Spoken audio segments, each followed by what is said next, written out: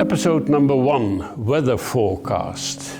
In the Netherlands, when we watch television, one of the most popular programs on the air is the news. We're all watching the news, and especially the last few minutes, because then you have the weather forecast.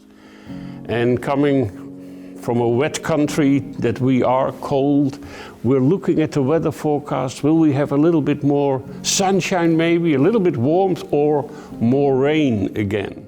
And today people are very clever to give you a real weather forecast. We have the weather balloons, we have the computer models, we have the satellites, so they can give you a forecast of the weather, even not just for 1 or 2 days, but for a whole week or even 14 days. Maybe not with all the details, and sometimes they are terribly wrong and then we all laugh our heads off, but many times they're pretty good. They give you a good general picture what kind of weather is coming towards you. Well, one day Jesus uses this example of the weather forecast. You can find it in Matthew 16, the verses 2 and 3.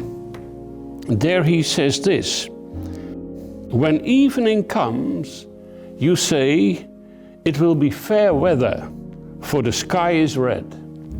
And in the morning, today it will be stormy, for the sky is red and overcast. You know how to interpret the appearance of the sky, but you cannot interpret the signs of the times." He says you're pretty good in predicting the weather.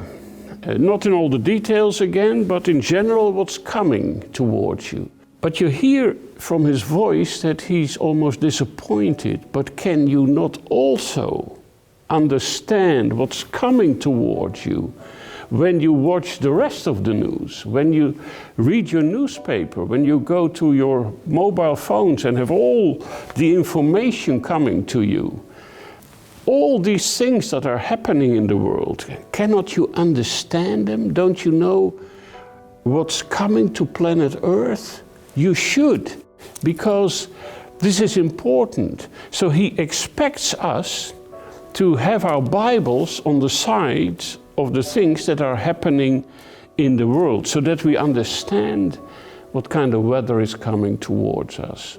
And to be forearmed is to be forewarned. When you know what's coming, you can be prepared. And at the same time, when you read the prophecies of the future, you suddenly realize they are coming from a book that is 2,500, 3,000 years old.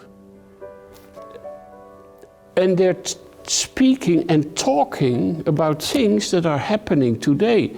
So apparently he knows about it. So you don't need to be afraid. You understand suddenly he knows about it. And it means it will not get out of his hands. He knows about it, it has to happen somehow, but he is in control.